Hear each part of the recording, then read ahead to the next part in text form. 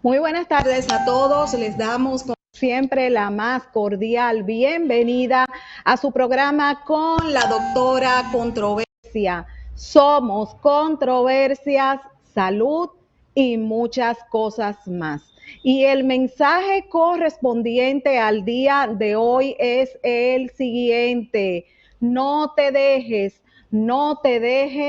para después.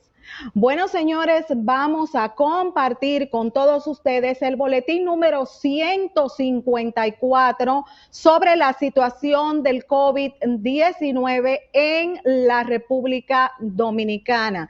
Tenemos que casos confirmados 89.010, casos nuevos 883, casos en aislamiento hospitalario 7.079. Casos en aislamiento domiciliario, 22.692. Recuperados, 57.705. Fallecidos en este boletín, 4 personas.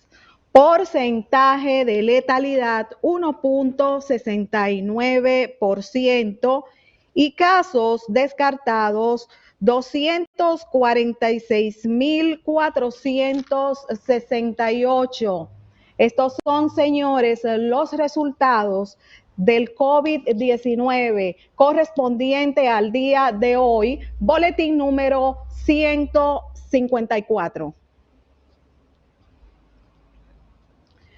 Bueno, señores, este jueves tenemos un mix de temas muy interesantes, muy importantes.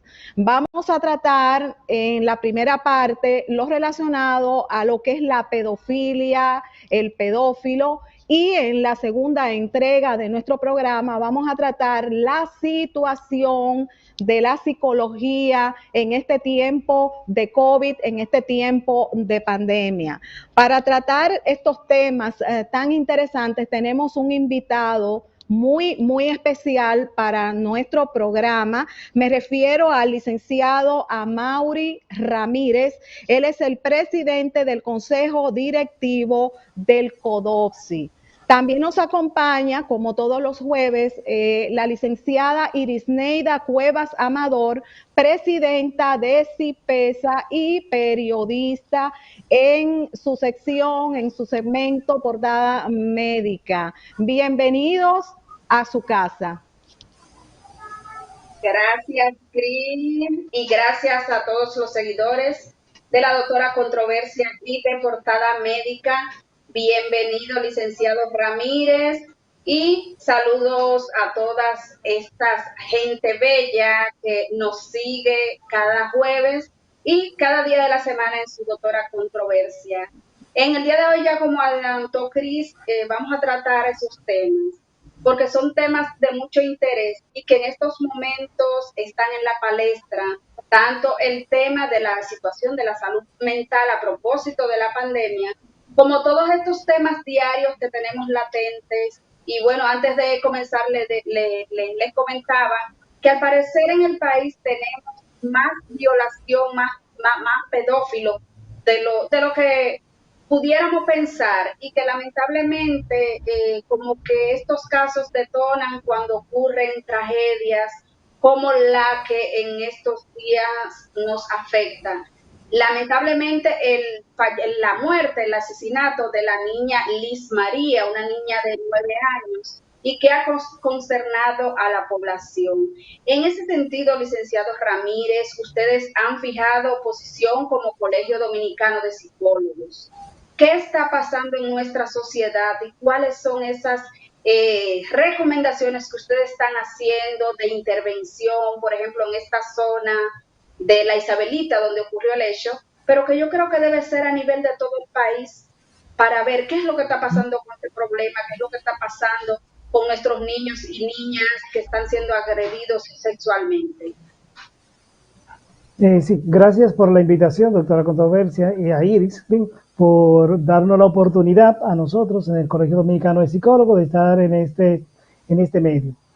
Importante que en el día de ayer la licenciada terapeuta sexual Heidi Camilo, y que escribió un artículo a nombre del CODOXI, fijando la posición del Colegio Dominicano de Psicólogos en relación a lo que es la pedofilia, por lo cual cualquier elemento que diga acá en relación a esto está basado en el documento que escribió la licenciada Heidi Camilo, que es una de las miembros activas del Colegio Dominicano de Psicólogos. Tenemos una situación, vamos a decir, difícil en República Dominicana con la parte de las violaciones a la niñez. Cuando hablamos de lo vulnerable que son las niñas y los niños en República Dominicana. República Dominicana es un país altamente peligroso para ser niño. ¿Por qué? Porque no solamente es este tipo de violencia, que es la pedofilia, que la pedofilia es un tipo de violencia hacia la niñez y no hay forma de justificarla. O sea, no hay una justificación.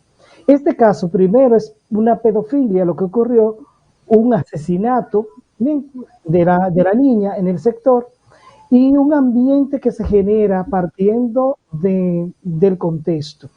Cuando Iris nos pregunta qué proponemos, hoy, hace unos minutos acabamos de escuchar que el presidente de la República, el licenciado Luis Abinader, expresó a los medios que él se sentía consternado, que él estaba afectado por la muerte de la niña. Imagínense si eso es el presidente que no vive que no es vecino de la niña, que no interactuó con la niña, que no conoce a los padres de la niña, y él dice textualmente que está afectado. Entonces, ¿cómo estará el entorno social donde residía la niña? La familia de la niña, la familia de todo el entorno de amigos. Por eso es que el Colegio Dominicano de Psicólogos expresó la necesidad de que el Estado intervenga con apoyo psicológico a la familia de la víctima, inclusive a la familia del victimario, en este caso. La familia del victimario que también se ve afectada, porque cuando un miembro de la familia comete un hecho tan atroz como ese, la misma familia del victimario sufre las consecuencias de la conducta emitida por el familiar. Entonces, nosotros agradecemos que en el día de ayer, CONANI emitió un comunicado que está en proceso de acompañamiento tanto a la familia como a la familia del victimario y el entorno comunitario. Quisiéramos que eso pase de ser un memorándum en los medios sociales, en un memorándum, a ser un hecho real, porque tenemos esa situación que está afectando a la psicología y no solamente de la barriada, señores. Cuando ocurren hechos tan atroces así, afectan la colectividad social, el entorno social. Todos nos vemos afectados. Por ejemplo, yo en mi caso tuve un shock. ¿Por qué? Porque el primer nombre de la niña asesinada es el primer nombre de mi niña. Y yo tengo una hija de 2 años. Y se llama Liz.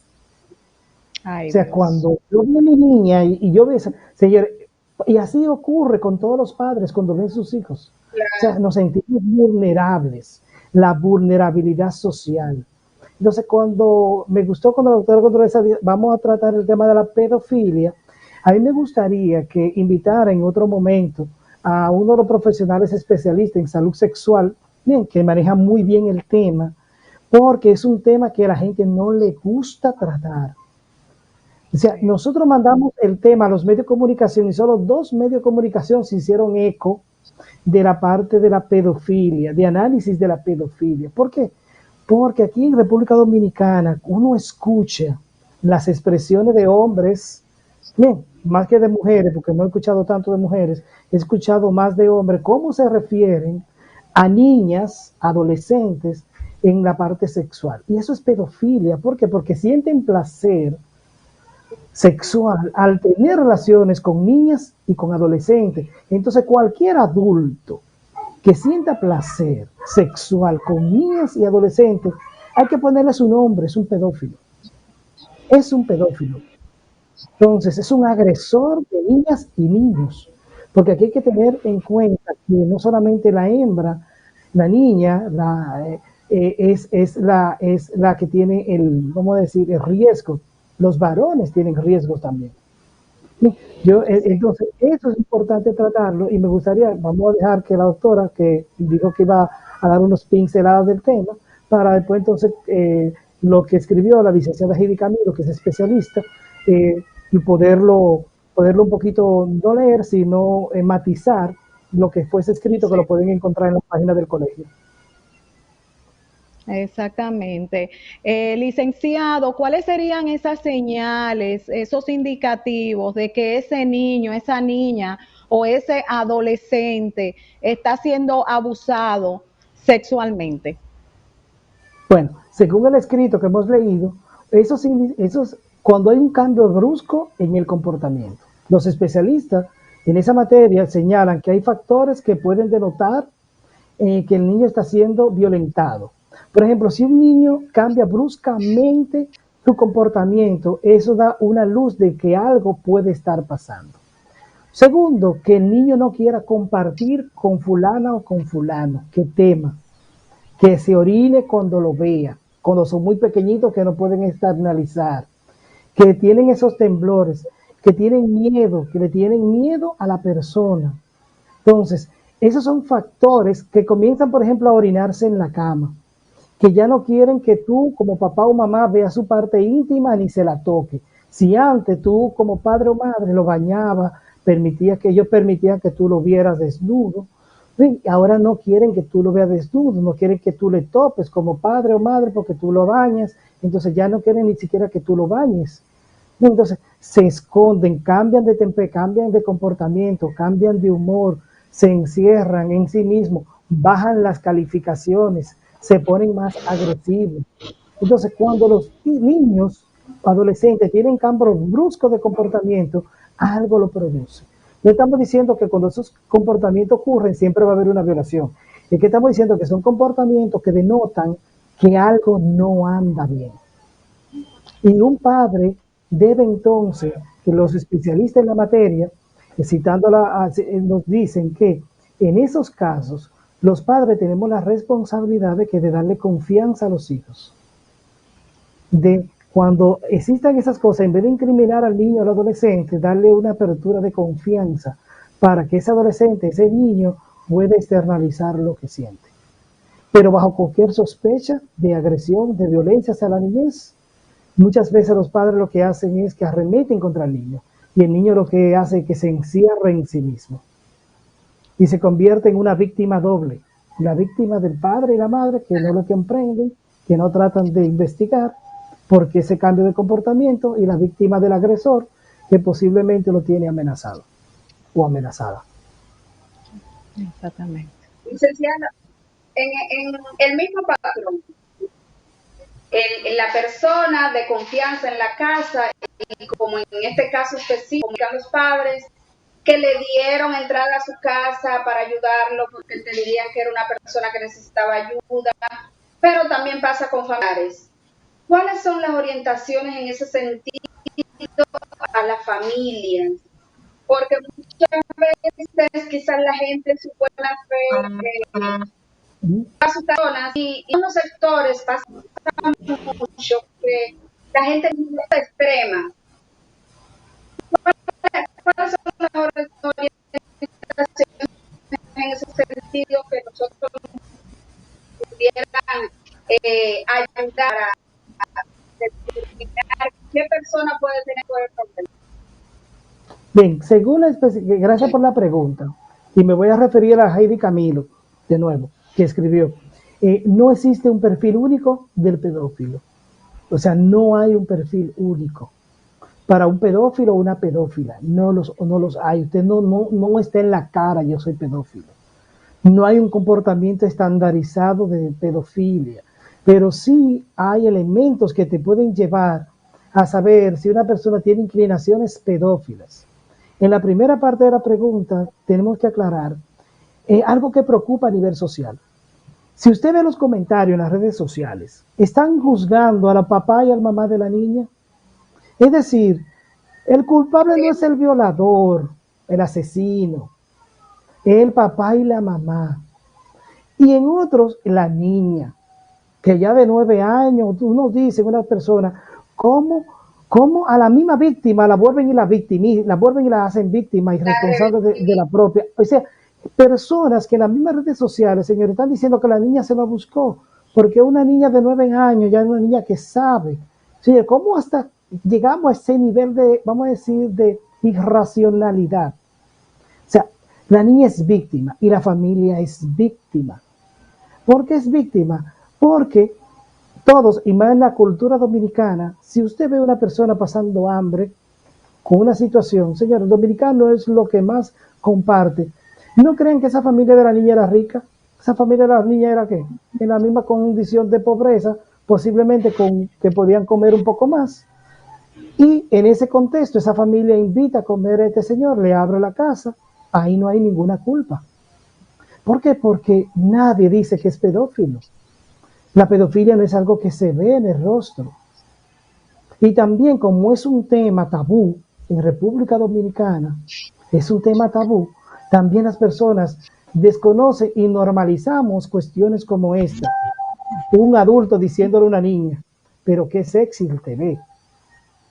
Wow, pero o sea, cuando usted escucha a un adulto diciéndole que una niña está sexy, lo está sexualizando, la está viendo en función de la sexualidad, del placer. Entonces hay que tener cuidado con eso.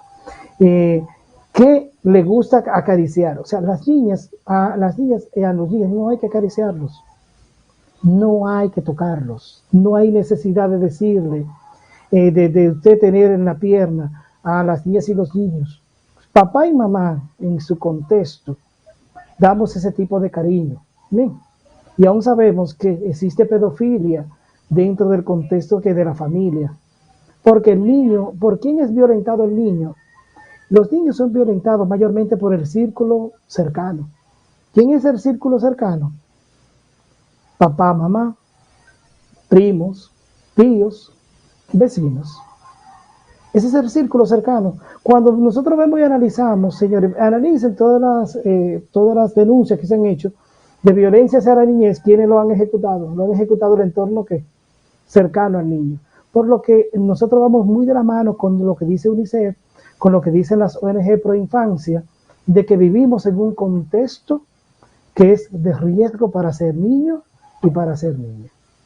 República Dominicana es un país de riesgo para ser niño y para ser niña, porque no se toman en cuenta elementos que lo hemos culturalizado, que son agresión a la niñez.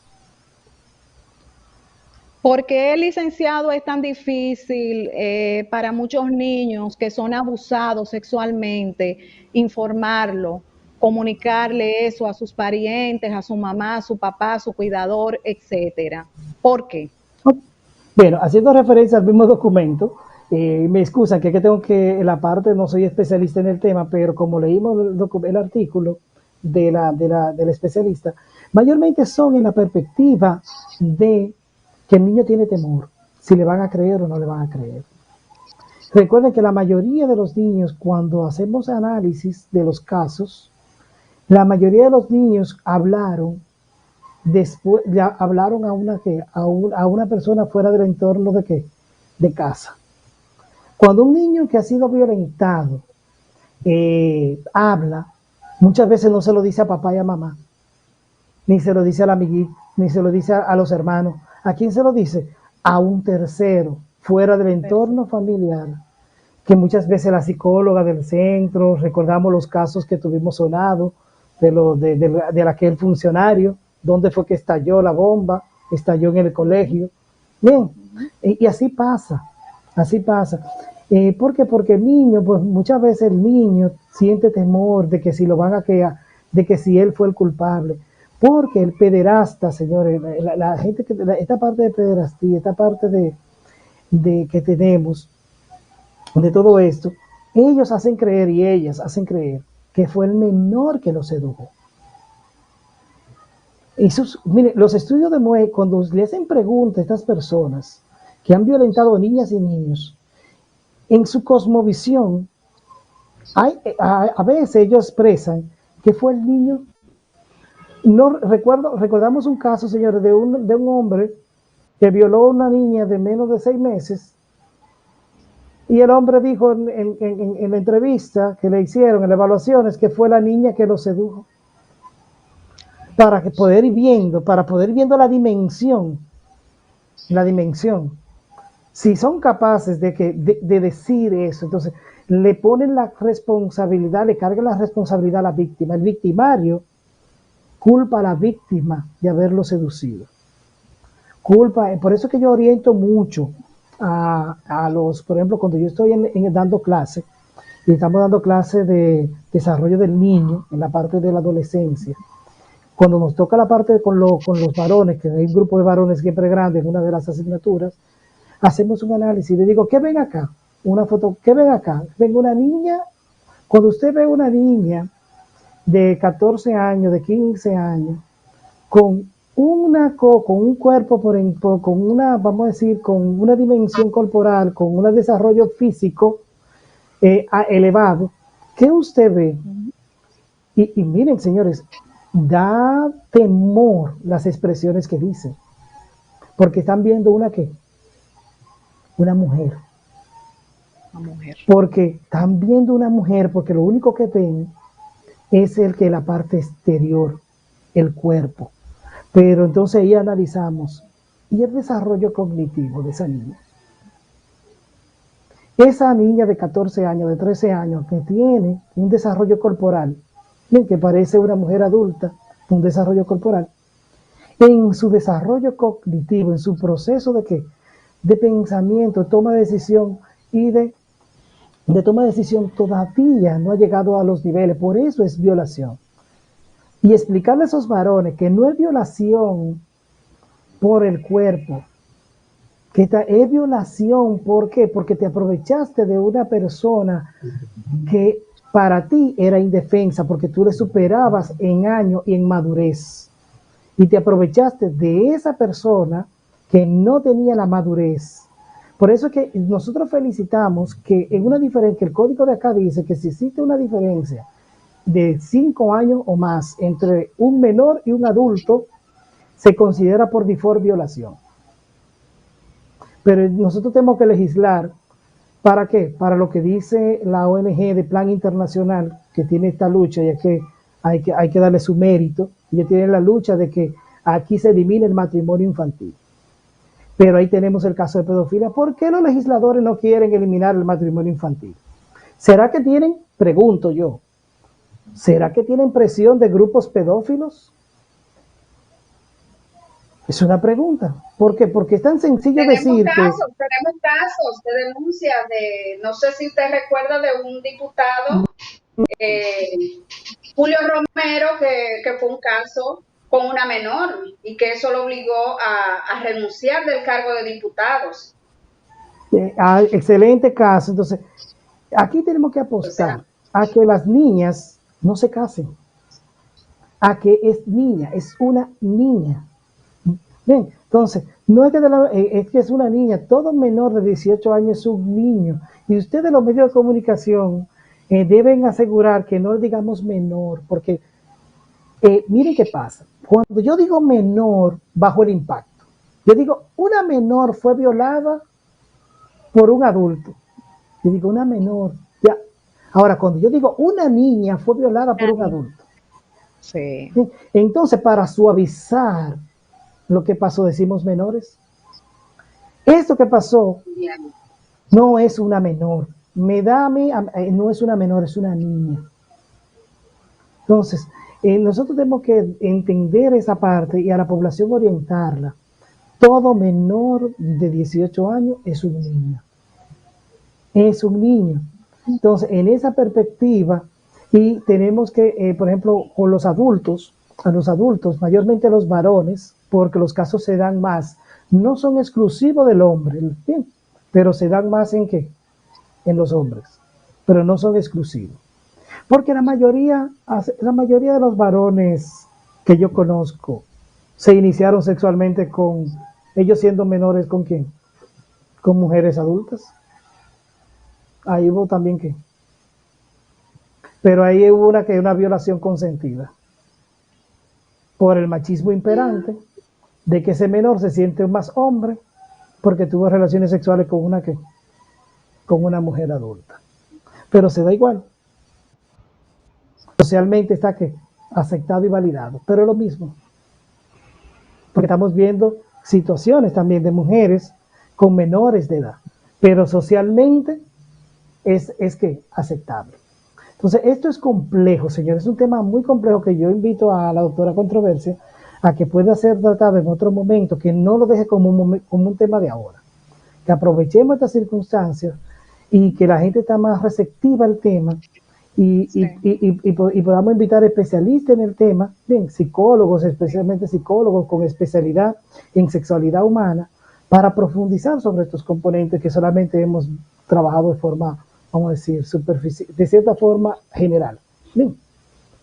Exactamente. Licenciado, esos trastornos de la pedofilia, ¿y qué tan frecuente es tener en las consultas a personas con ese trastorno? ¿Y qué tan se da tanto en hombres como en mujeres? Díganos a ver. No, ese dato no lo tenemos, Iris. Quisiera tenerlo para poderlo decir, pero no tenemos esa información. Puede ser que un psicólogo de los que trabajan directamente pueda darte el dato, aunque es muy sensible. Como son datos muy sensibles y está la parte de ética profesional, pero sí te pueden dar datos generales, pero desconocemos el caso, el monto. Ahora, con la cantidad de hechos que se ocurren en República Dominicana, podemos ver que el dato puede ser interesante y preocupante a la vez. Porque es que si vamos al barrio, Iris, Pero si vamos a, en las consultas, perdón, en las consultas que reciben los psicólogos de personas que quieren, que tienen ese problema y quieren curarse, o al menos quieren controlarse en ese sentido, los pedófilos, ¿qué tan frecuente es que pudieran buscar la ayuda psicológica? No le tengo la respuesta. Es una, como dicen, cuando uno no sabe la respuesta, es una muy buena pregunta. Muy buena pregunta. Que la dejamos ahí para la sugerencia que le hicimos a Controversia. Exactamente, tenemos una controversia entonces. Licenciado Amaury, ¿puede cambiar un pedófilo? Esa es otra buena pregunta. Sí, porque estamos hablando, señores, de parafilias. Bien. La parte sexual, todo lo componente sexual, bien, es compleja, muy compleja. Y la complejidad lleva a sus niveles de dificultad. Entonces, si tomamos en cuenta las lecturas, las escrituras que hay en torno al tema, vamos a encontrar que son temas tan complejos como difíciles de tratar. Lo primero es el reconocimiento, que el individuo reconozca. El gran reto es que el individuo reconozca. Que no se autoexcuse. Porque el problema es que las estadísticas dicen de los estudios que las personas no se reconocen con recordemos que en Estados Unidos, por ejemplo, algunos estados, no todos, los pedófilos están etiquetados. Y que tú puedes entrar a una plataforma y ver dónde viven los pedófilos. O sea, el pedófilo está etiquetado, está ubicado. ¿Por qué? Porque parten de la perspectiva de que son comportamientos de... Parten de la perspectiva de que son comportamientos complejos de erradicar. Entonces, pareciera ser que Estados Unidos, hay que estudiar bien esto de Estados Unidos, cómo ellos logran identificar, etiquetar, enumerar, y que la comunidad sabe quién es pedófilo, o quién es pedófilo, la comunidad lo sabe. Pero no son pedófilos porque dicen yo soy pedófilo, son pedófilos porque ya han sido sometidos por pedofilia, ¿ve? Entonces ya están identificados y como una forma de proteger a los niños, entonces lo identifican. La pregunta sería, ¿eso sería una buena práctica en República Dominicana, una práctica recomendable? Habría que preguntarle a los abogados, porque habría que consultar también la Constitución, las leyes y todo lo demás. Pero eso es una buena pregunta. Claro.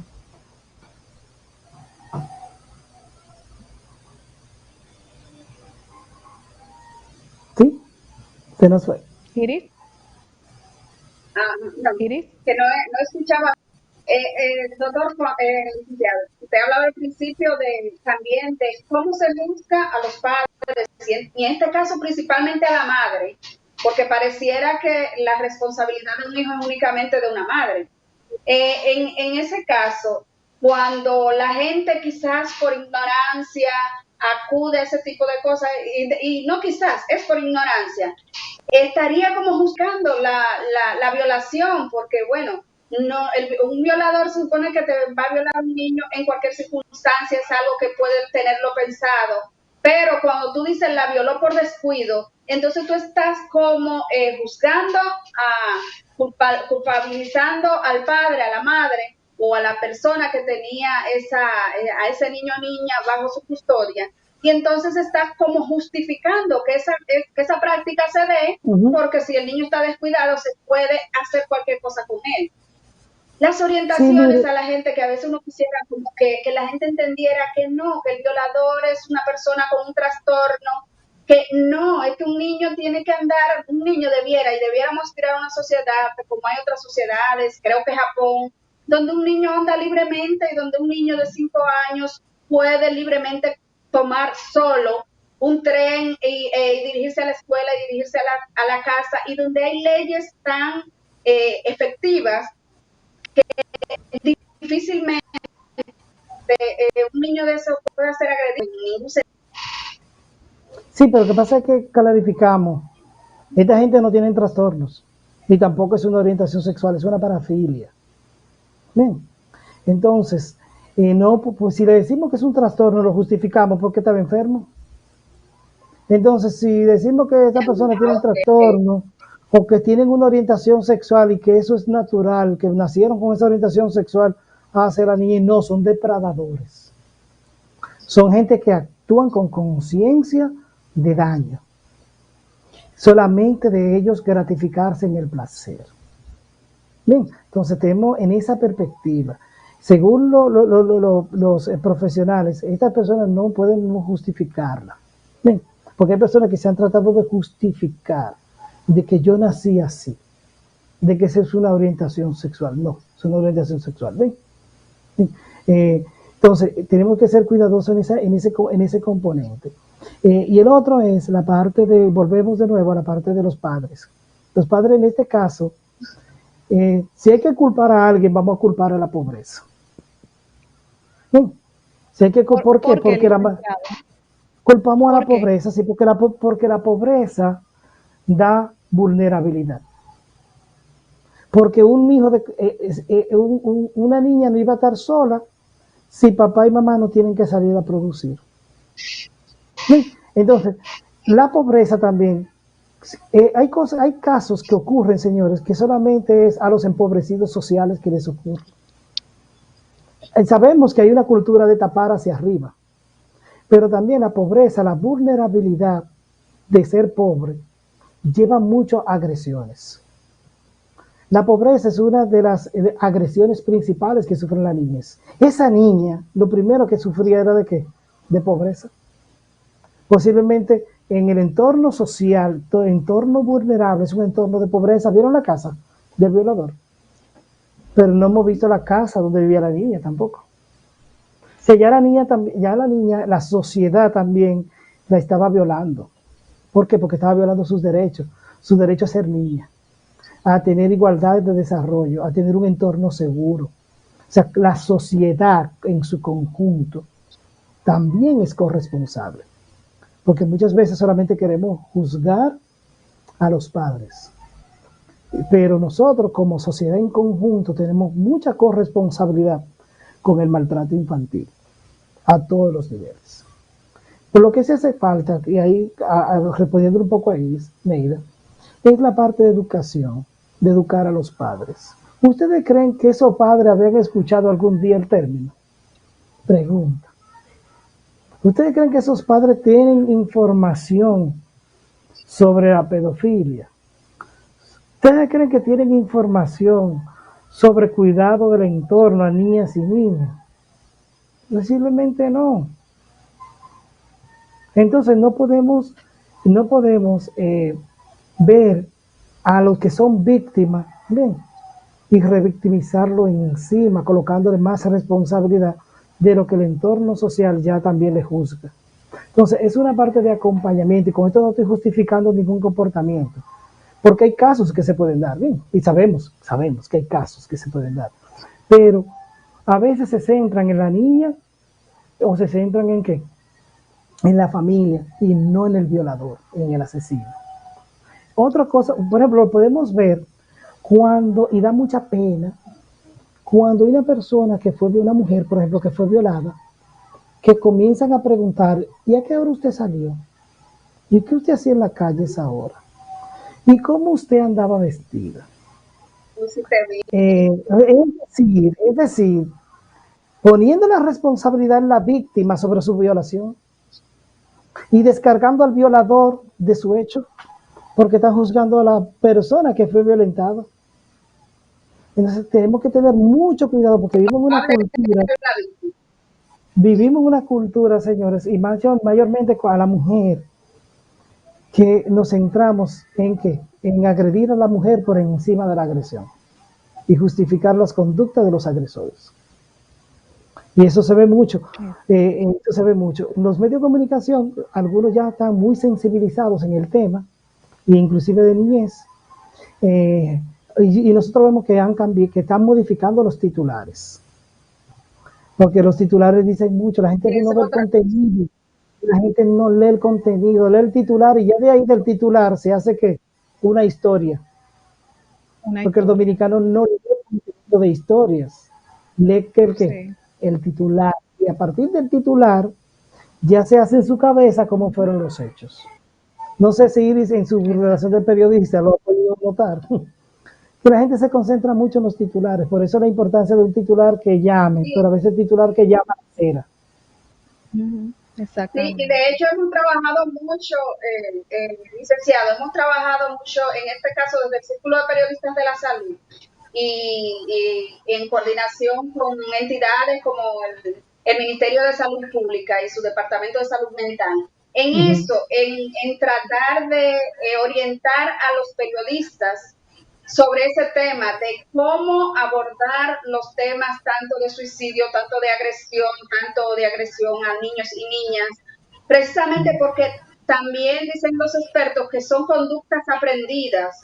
Y vi algo que pusieron en las redes sociales y de hecho le hicieron clean screen, de que este señor agresor le daba seguimiento al tema que tuvimos recientemente, bueno, ya hace 2 años, de la jovencita, bueno, olvidé el nombre ahora, pero que fue muy sonado, que ya fue un caso diferente, pero que también fue una agresión. Y dicen que la forma como él dice que sacó el cadáver y ese tenía que ver mucho con el caso de Marlene Martínez, que él le daba seguimiento a ese caso. Entonces, orientamos mucho en eso, porque puede ser conducta aprendida. O sea, no conducta aprendida, sino la forma de cómo hacerlo y de cómo tratar de ocultar un cadáver o así. El modo operandi. Sí. Lo que pasa, señores, ustedes recuerdan una revista, para no decir el nombre, una revista que había en este país.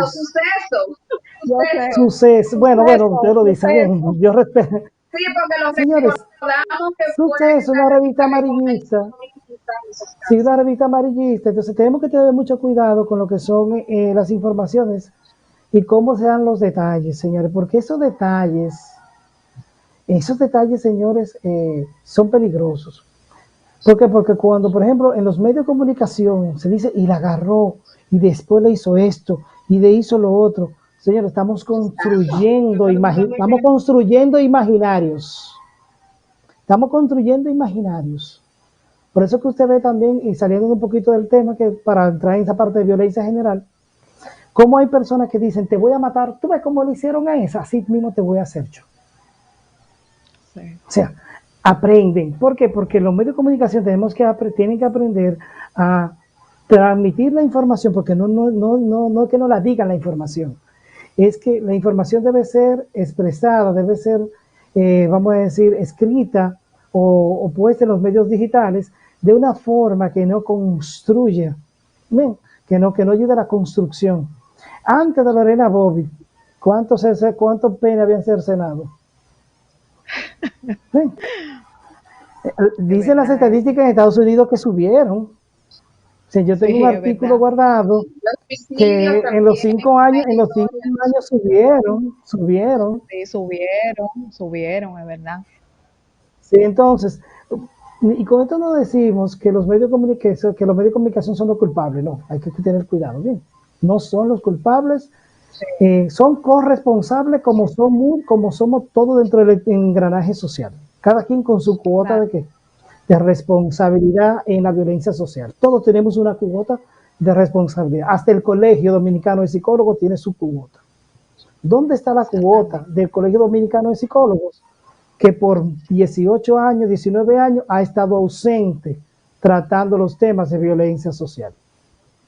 Que por 18 años, vamos a cumplir 20 años, no había asumido el liderazgo para trabajar temas en los medios de comunicación y colocar los especialistas. Por eso le decimos a la doctora Controversia que nosotros estamos trabajando un listado de profesionales con temas. Por ejemplo, para este tema hoy que pido excusas porque, como le dije al principio, no es mi tema de especialidad, por eso cité a lo que escribió la especialista y siempre me refería a ella. Bien, para que cuando ustedes necesiten trabajar un tema y digan, ok, este tema quiero que venga un especialista, voy a tratar el tema de violencia de género. ¿Quiénes son psicólogos especialistas en violencia de género? Ah, mire, el colegio me dice que aquí hay 10 con sus números. Déjeme comenzar a llamar a ver quién puede darnos esa perspectiva profesional. Y así los medios de comunicación con esas informaciones pueden ayudar a la psicoeducación de la población, porque hace falta que los psicólogos y las psicólogas estén en los medios de comunicación acompañando a ustedes que están en los medios de comunicación. ¿Sí? Y que quieren aportar, porque ustedes tienen un interés de aportar a la sociedad. Y eso hay que aplaudir, el interés de aportar. Pues por eso es que en la próxima semana vamos a tener esos listados listos para los medios de comunicación que requieran, puedan tener ese insumo y podamos aportar al bienestar social. Exactamente, yo estoy completamente a su orden, licenciado Amaury, en cualquier situación que usted me necesite relacionada a lo que es información, estoy a su orden. Ajá.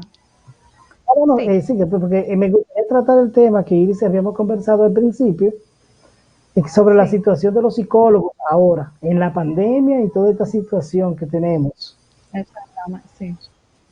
¿Lo decimos al final o lo podemos conversar ahora? Ustedes nos dicen. Sí, quiero antes que todo hacerle esta pequeña pregunta. ¿Cuáles serían las formas de prevención para evitar este tipo de situación de abuso hacia niños o niñas? Medidas preventivas. Lo primero es que el niño, según lo que nos dicen los especialistas en el tema, la niña y el niño tienen que tener un entorno familiar seguro. Cuando los niños y las niñas tienen un entorno familiar seguro, ya es la primera parte de cuidado. Cuando hay una comunicación entre papá, mamá y los hijos, y hay una confianza. Por ejemplo, a mi niña, yo la baño, pero mi niña tiene 2 años. Cuando me toca bañarla, yo le enseñé a lavarse su parte íntima. Porque a veces, como padre responsable y trabajo la parte trato de ir cambiando esos patrones de machismo. Entonces yo le enseño. Ahora yo le enseñé que eso es de ella. Cuando dice la vulva, y no le digo que eso tiene otro nombre, eso tiene un nombre, es vulva. Bien, y eso es la vulva de ella. Que nadie tiene derecho a tocarla. Bien, que es de ella, que su cuerpo es de quién, es de ella. Nada de su cuerpo es de papá, ni de mamá, su cuerpo es de ella. Entonces desde pequeño uno le va inculcando los nombres correctos. ¿Cuáles son los nombres correctos? Bien, que ella sepa que el órgano del varón se llama ¿qué? Pene. Cuando ella ve al varón, porque yo tengo un varón también de 1 año y medio, no me calculen, el varón es de 1 año y medio, la niña tiene 2 años. Así que si ustedes ven estas ojeras, si esta cara de que... Tiene un camino largo por recorrer. Tienen Es nombre, difícil tienen la nombre. etapa. Tienen nombre, tienen nombre. A veces me dicen, ¿y qué fue que no dormiste? Digo yo que estamos en la etapa de no dormir todavía, Es la noche entera. difícil. Entonces, en esa parte, primero, irle enseñando a la niña y a la niña los nombres correctos de su cuerpo, enseñándole que su cuerpo se respeta. Pero primero usted como papá y mamá respetando que el cuerpo de la niña y el niño, respetando su cuerpo. Ahí inicia la protección, diciéndole cómo se llama su cuerpo. Cuando van creciendo ya van teniendo mayor madurez cognitiva, ya un niño de 4 años, 5 años, ya uno también al niño le va explicando que nadie tiene que ponerle la mano en ninguna parte de su cuerpo. Que cualquier cosa que pase, yo te voy a creer. Es importante. Mira, cualquier cosa que pase, que a ti que alguien te haga algo, tú me lo dices. No importa lo que te diga, yo te voy a creer, porque tú eres mi hijo, tú eres mi hija. Entonces, el niño, si le vamos inculcando eso desde pequeño, aunque el agresor que le diga, va a decir, no se lo diga a mamá, cuidado si se lo dice a mamá, te mata tu mamá y tu papá si te lo dice, le dice, no, si ya el niño tiene esa construcción mental de que mamá y papá me van a creer y esa confianza, van y se lo dicen a mamá y papá y se acorta el tiempo y pues se puede reducir los riesgos. Por eso es que lo importante es, padre y madre que están escuchando el programa, hablen con sus hijos, a niños pequeños, a adolescentes, niños adolescentes, hablen de los temas, muestren confianza, ¿ven? Para que cualquier cosa que ocurra, ustedes puedan tener esa información a tiempo. Otro elemento importante es observar el entorno. Comportamientos, alguien con comportamientos que uno considera que pueden ser dudosos, un vecino, mucho cariño, mucho amor, mucha fluidez de niños que entran y salen de una casa, muchos regalitos, expresiones sexuales hacia los niños, está sexy hoy, ay, qué sexy tú estás. Son cosas que pueden ir denotando, no son únicas, no son factores únicos. No estamos diciendo que todo el que haga eso es un pedófilo o una pedófila, pero son factores que te pueden dar información. Entonces, hay que cuidar esos elementos. Por eso es que tenemos que generar un entorno seguro para las niñas y los niños, y el entorno seguro empieza en casa. Exactamente. Bueno, excelente, y ojalá podamos dejar los tabúes y poder tener una educación abierta y saber que no hay edad para los niños, porque eso ayuda a construir una personalidad y ayuda a que los niños tengan confianza en sí mismos, los niños y también en sus padres o sus tutores. Licenciado, ustedes también tienen, y como usted dijo, hacer su trabajo del CODOSI, estar presente en la vida social de los dominicanos, trabajando ese tema de salud mental, que ahora aumenta, porque hace tiempo que tenemos problemas de salud mental, pero ahora con esta situación de la COVID-19, y ya lo han dicho los organismos internacionales como OPS, nos viene otra crisis, que es la crisis de salud mental por todos los factores que esta enfermedad arrastra. ¿Cuál es la propuesta del CODOCSI en ese sentido? Y han hecho también una propuesta a las nuevas autoridades para que se amplíen los servicios de psicología. Sí, nosotros primero tenemos 4 meses como presidente del Colegio Dominicano de Psicólogos. Fuimos juramentados en medio de la pandemia. La pandemia tiene 5 meses y algo. Nosotros fuimos en proceso. Yo creo que fuimos la primera institución que hizo juramentación y toma de posesión virtual en este país en pandemia. Entonces, la estrenaron. Sí, el abogado nos dijo, ustedes van a ser un referente, porque el abogado notario tenía que poner unos elementos que no encontraba jurisprudencia en el país. Es un precedente. Entonces, unos elementos. Nosotros, desde que empezó la pandemia, hemos estado abogando porque la salud mental sea colocada dentro de la mesa de trabajo para enfrentar la pandemia. Entonces, con las pasadas autoridades hicimos ensayo de que de una línea de apoyo de apoyo al primer auxilio psicológico, que fue algo que la mayoría de los profesionales hizo de forma gratuita, y ahí te la aplaudimos porque estábamos en medio de un proceso. Ahora bien, ya la situación, hemos aprendido, hemos ido avanzando. Nosotros le estamos diciendo a las nuevas autoridades, porque también todo esto nos agarró pandemia, elecciones, todo un conjunto que afectó.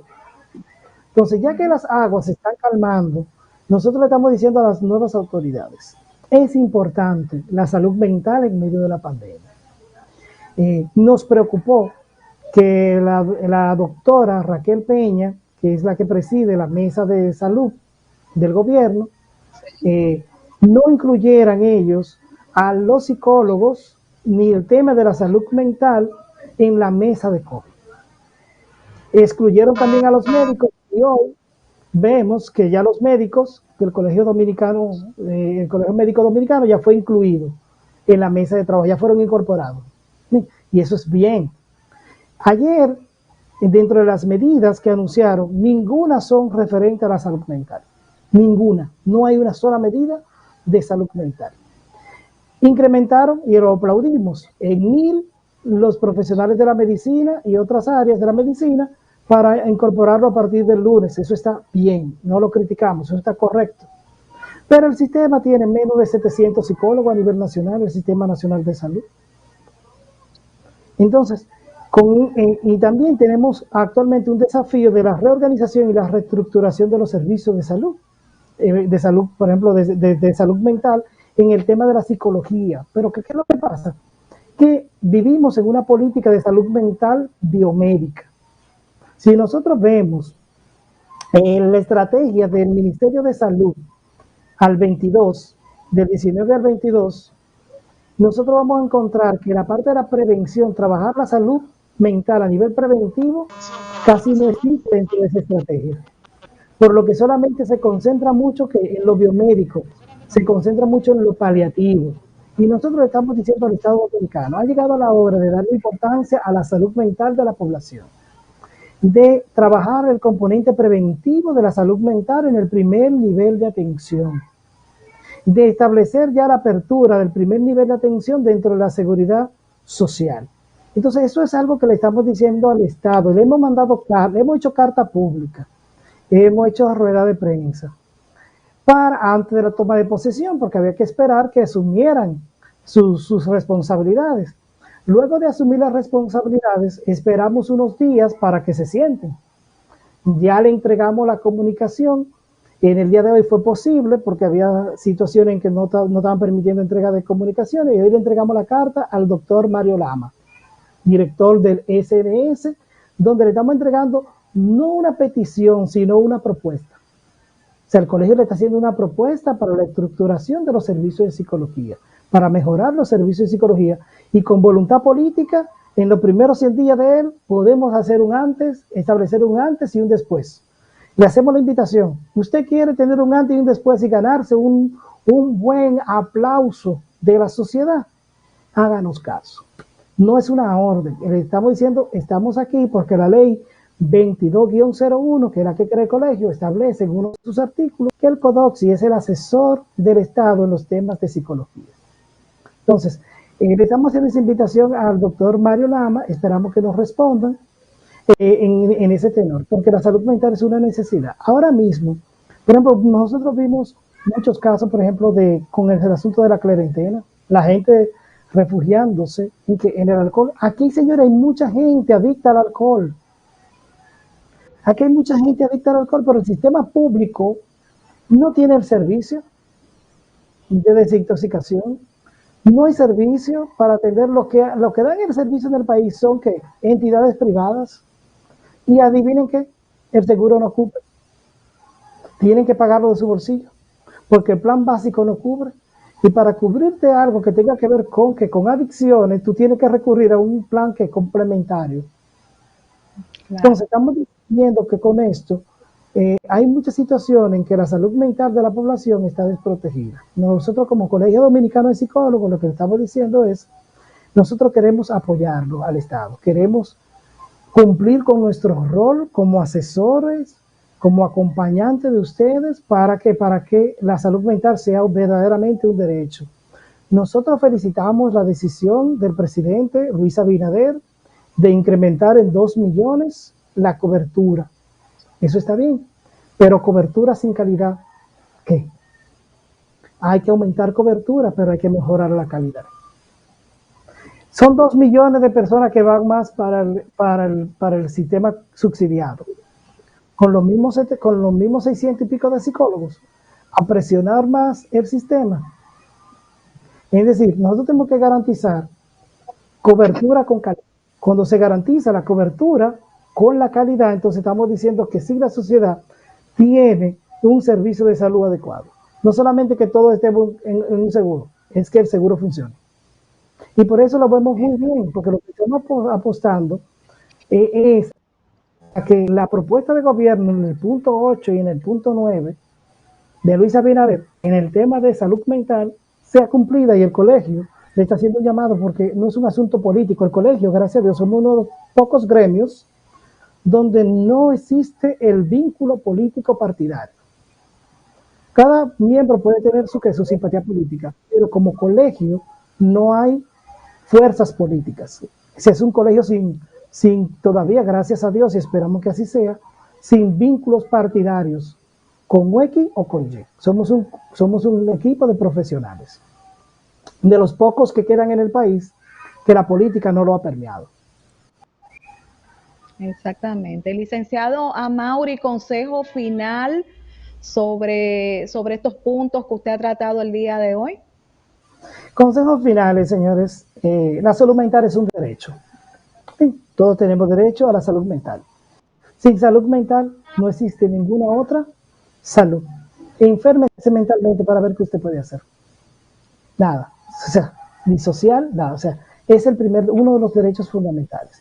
En el tema de la violencia hacia la niñez, prestar atención a las niñas y a los niños. El entorno familiar debe ser un entorno seguro para las niñas y los niños. En la casa es que empieza la protección. Darle confianza a sus hijos, hablar de los temas de forma clara. Esto ayuda a prevenir violencia fuera de casa. Recordemos que en casa también es que ocurren las mayores de las violencias a las niñas, y los niños son en casa. Entonces, por eso es que en casa es que debe empezar la protección. Serían estas normativas, y muchas gracias tanto a usted, doctora, como a la licenciada Iris Neida por la invitación que nos hicieron. Exactamente. ¿Puede compartir, licenciado, sus números, sus redes? Bueno, son como funcioné aquí en nombre del colegio, entonces para los que quieren conocer todo lo escrito, pueden entrar a la página del colegio, que es www.codoxi.org.do, y en esa página web van a encontrar toda la información al colegio dominicano de psicólogos, y también a las familias que necesiten apoyo emocional en primer auxilio psicológico. El colegio, junto con el UNICEF y la ejecución del Instituto de Salud Mental y Telepsicología, tenemos lo que es la línea familiar, que es línea 24/7, 24 horas, 7 días de la semana, totalmente gratis, que es lineafamiliar.do, www.lineafamiliar.do, encuentran todas las informaciones. Si me escuchan, gracias por participar, porque yo como que me fui del aire. Cris, ¿escuchan? Hola. Sí, dime. Bueno, adiós. Hola. Adiós, me ven. ¿Me escucha, Cris? Bueno, sí, mi amor, te gracias escucho. tanto a Cris como al doctor Ramírez. Terminen de pasarla bien. Bien, gracias. Esperamos que les sea de provecho. Bye. Bueno, muchas gracias, licenciado Amaury, por tantas informaciones tan interesantes que nos ha traído el día de hoy, y reiterarles que la puerta, pues, de nuestro programa están abiertas para usted. Bueno, señores, y con todas estas informaciones tan interesantes relacionadas al mundo de la psicología, hemos llegado al final de otra entrega más de su programa con la doctora Controversia, reiterándoles a todos ustedes que mañana a las 2:30 de la tarde tienen una cita con Somos Controversias, Salud y muchas cosas más. Que pasen un feliz resto del día. Hasta mañana, mis amores. Bye.